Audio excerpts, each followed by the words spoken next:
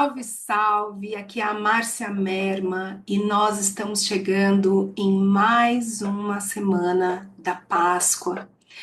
E fazer os ritos de Páscoa dentro dos mistérios de Maria Magdalena é algo que toca aqui o meu coração profundamente. Esse é o quinto ano que eu ofereço um trabalho aonde a gente vai explorar um dos momentos mais significativos de Maria Madalena com Yeshua, que foi esse momento da unção, da lavagem dos pés e da preparação que ela ofereceu para ele, para sua morte e para o seu renascimento. Então eu tenho um presente para você, eu vou deixar aqui a seguir dois trechos, são trechos curtos das cerimônias que a gente fez nos dois últimos anos, tanto 24 quanto 23, aonde a gente explora esse momento de Madalena como a mirrófora e a doula da morte. Eu deixo aqui para você como um presente, espero que você goste, assista e veja até o final, porque depois do final eu tenho um outro recado para passar para você.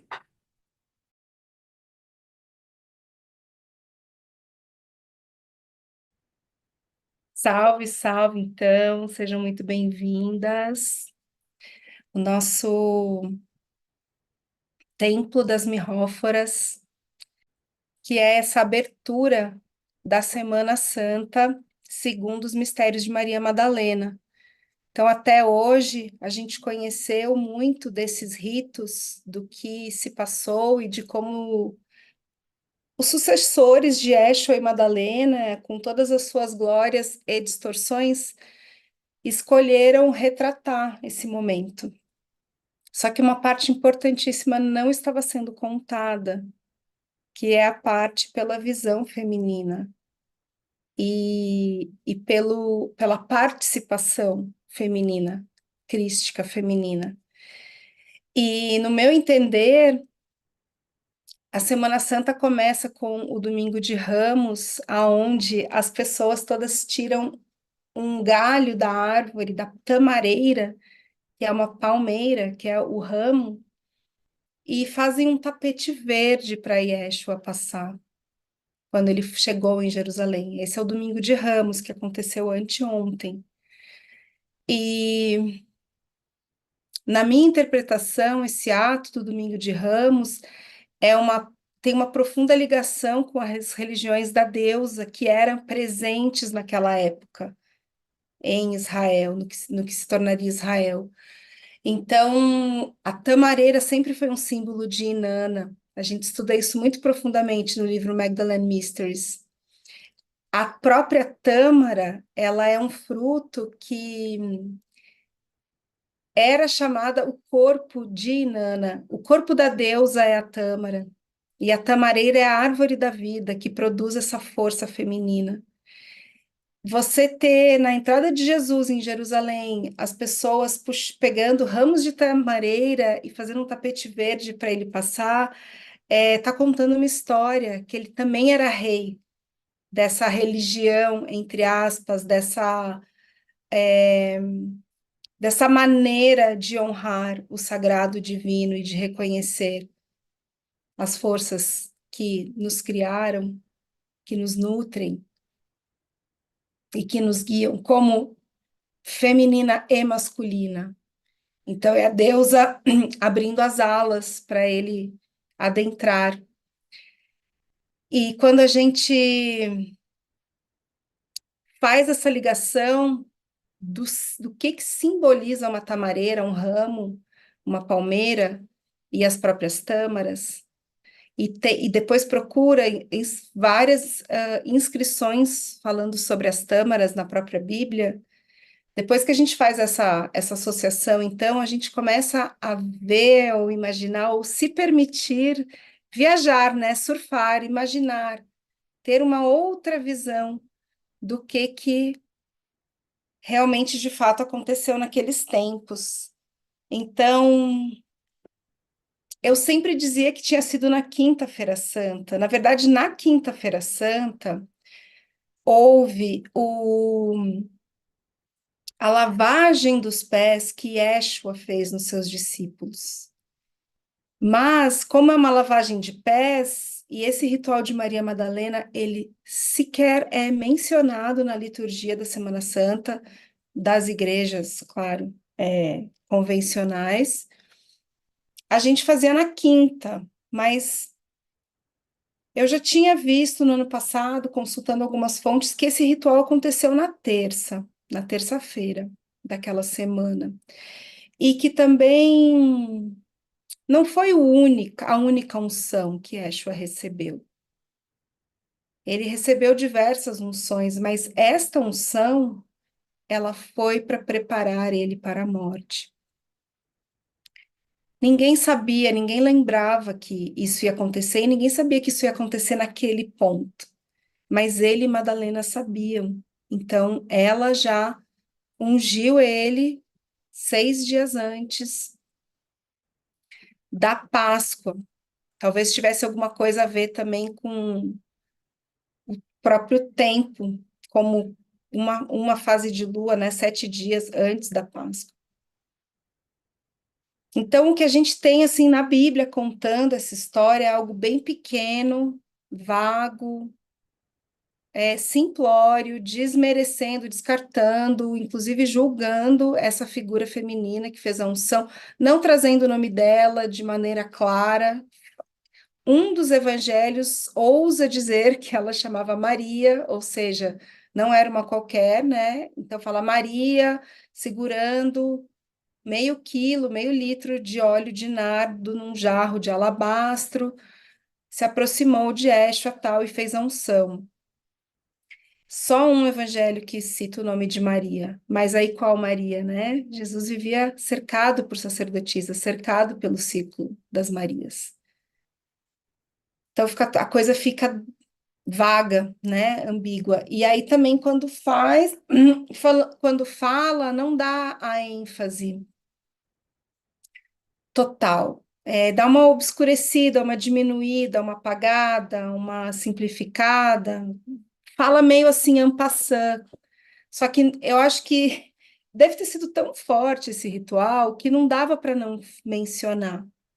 Mas aí se menciona como se fosse uma nota de rodapé e não se reforça isso dentro da semana que a gente comemora, então, essa morte e renascimento de Yeshua.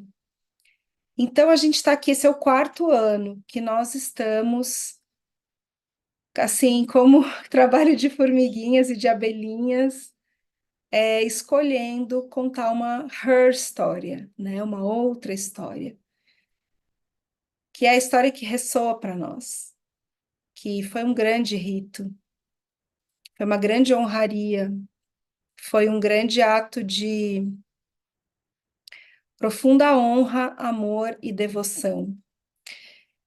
Tem um evangelho gnóstico que diz que esse jarro de alabastro contendo o nardo, ele tinha sido guardado, dentro dele estava o cordão umbilical de Yeshua, porque no proto-evangelho de Tiago, no evangelho gnóstico, que conta toda a concepção e o nascimento da Virgem Maria, que teve um parto divino, ou de uma mãe virgem, assim como ela era também uma virgem. Nesse evangelho fala alguma coisa, tem algumas versões que falam alguma coisa, tem algumas versões que falam, inclusive, que Santa Sara Kali, que não se sabe se é uma ou duas, né? Mas Santa Sara Kali foi parteira de Maria, de Mãe Maria, e que depois, quando do parto de Yeshua, o cordão umbilical de Yeshua foi colocado num jarro de alabastro, contendo nardo. Então, alguns estudiosos sugerem que o mesmo jarro de alabastro que Madalena utilizou para fazer a unção em Yeshua era este jarro de alabastro que continha o cordão umbilical dele. E aí a gente tem também toda a simbologia das células tronco, que são células que são extremamente regenerativas, são células indiferenciadas que a gente tem no nosso corpo e que são capazes de criar novas células. O nosso cordão umbilical está cheio de células tronco. E o nosso sangue menstrual, mulheres que ainda menstruam, se atentem para isso. Nosso sangue menstrual, ele está cheio de células tronco. Esse é o poder latente da criação. É aquilo que é a substância da onde a forma se faz e se manifesta. E isso está dentro do sangue dos nossos ventres. Percebe como os mistérios do sangue são muito profundos e por que tanto tabu foi colocado em cima dele? Então, as células tronco trazem essa simbologia do renascimento também. Então, como vocês podem imaginar, para mim é estar aqui hoje, eu sinto assim sobre mim, sabe? Eu sinto um peso que não é aquele peso difícil que é pesado, mas é o peso da responsabilidade, assim, de manter essa linha, esse fio, essa fração aqui do nosso DNA humano que está sendo acesa e fizemos um ano, fizemos o segundo ano, fizemos o terceiro ano. Esse ano quase não fiz, mas veio uma guiança assim, você vai fazer. Você precisa disso, você vai fazer. Então aqui estou. Então tem essa sensação da responsabilidade e ao mesmo tempo um sentimento de devoção, de amor e uma honra muito grande de abrir aqui também o meu canal para ser porta-voz dessas mulheres, das mirróforas, das sacerdotisas que portavam a mirra e o nardo, para que através dessa transmissão, que também foi transmitida para mim, e que eu pedi permissão para transmitir, recebi essa permissão da Letéia Sofia, que mora lá no sul da França. Nós estivemos lá na casa dela no ano passado, durante a nossa viagem de peregrinação. Então eu agradeço muito as forças espirituais guardiãs dessa medicina. Eu agradeço a Anaya, agradeço a Seren Bertrand, minhas queridas professoras, ao Asra Bertrand. Agradeço a linhagem que veio através deles e que se entrelaçou também com a minha e que eu estou buscando com muito afinco transmitir também aqui para nós. Agradeço essa oportunidade e peço com humildade para que eu seja guiada por Maria Madalena e Yeshua, por Maria Salomé, por Maria Jacobé, pelas mulheres que vieram depois delas e sustentaram esse fio, mantiveram essa tradição viva, contaram essa história nos contos, e que as mulheres que vieram depois delas, e as que vieram depois delas, e depois delas, e depois delas, até as nossas ancestrais aqui, pessoais, desta nossa vida, nossa segunda, terceira, quarta, quinta, sexta, sétima, oitava geração, e aí por diante. Que na data de hoje, nesse encontro, nesse nosso desejo ardente, profundo, esse anseio da nossa alma de estar comungando com essas forças mais uma vez, que a gente possa se abrir para receber essa medicina, compreender melhor o que é o nardo enquanto doula da morte, compreender como que os aromas, os perfumes, os cheiros trabalham no nosso sistema límbico, nosso sistema do nosso registro emocional, do quanto que sentir esse aroma cura, restaura, nutre, para que a gente também possa transmitir, todas nós, que sejamos guardiãs dessa linhagem, possamos transmitir isso para frente, para as futuras gerações. a frequência dessa ordem de sacerdotisas que, segundo Aletheia, vem da época de Cleópatra e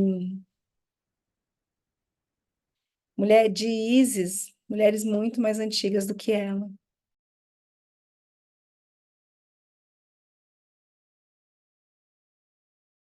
Então, boa noite, feliz Quinta-feira Santa para todos nós. Nós estamos aqui reunidas em nome deles dois, reunidas, né? Em nome deles dois, desse casal sagrado, que é a partir desses últimos anos que a gente vem incluindo Maria Madalena nesses ritos de Páscoa. A força, a figura dela, o papel dela que ela teve. E isso dá uma sensação de completude realmente interna. É como se essa união sagrada se fizesse dentro de nós. Não estamos mais incompletos e nem separados. Quando a gente une eles dois em nós, algo muito profundo se transforma na nossa vida. Então, nós estamos aqui para honrar esse momento, celebrar essa Quinta-feira Santa, realmente o significado dessa Páscoa e da Páscoa, que a gente sabe que é um momento de celebração de uma vitória da vida, digamos assim, sobre a morte. Estava falando mais cedo até, que no nosso grupo das Madalenas, que a Páscoa é nesse tempo que é, ou seja, nesse portal do equinócio, e a primeira lua cheia depois do equinócio, é aí que se determina quando que é a Páscoa. Só que ela faz muito sentido no hemisfério norte, porque lá está tudo florescendo depois de um longo inverno, depois de muitos momentos de provação. Nós que estamos aqui no Brasil e vivemos num país tropical e não conhecemos a força da neve e nem de um frio extremo e nem da escassez de alimento, não conseguimos muitas vezes compreender assim a profundidade do que significa celebrar uma vida, celebrar a vitória na passagem tanto da ressurreição de Cristo, mas muito antes do cristianismo isso já era celebrado, e a lua cheia, que é esse momento que nós estamos hoje, né, vivendo essa lua cheia, ela representa também esse ápice, essa plenitude, esse êxtase, esse momento de exaltação.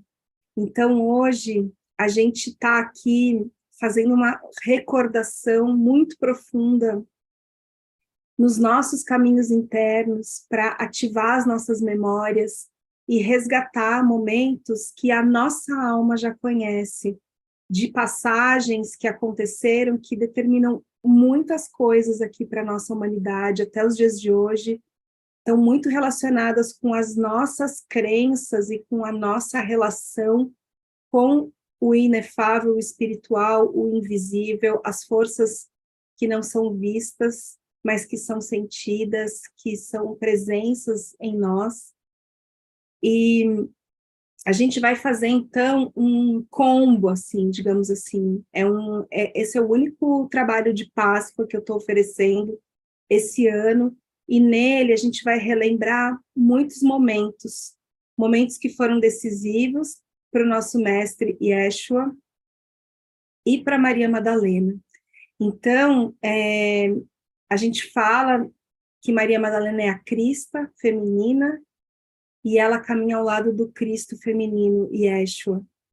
E quando a gente faz uma reunião para fortalecer essa memória do papel dela perante ele e perante toda a missão, a gente está fortalecendo muito, a gente está recordando, está resgatando e está corporificando, incorporando isso em nós também. Essa memória fica para nós, isso nos muda. Então, agora é o momento de carregar ela aqui para, sabe, pro palco, né, para a linha de frente e chamar essa força feminina crística, a crista feminina. Então, compreender tudo o que ela participou.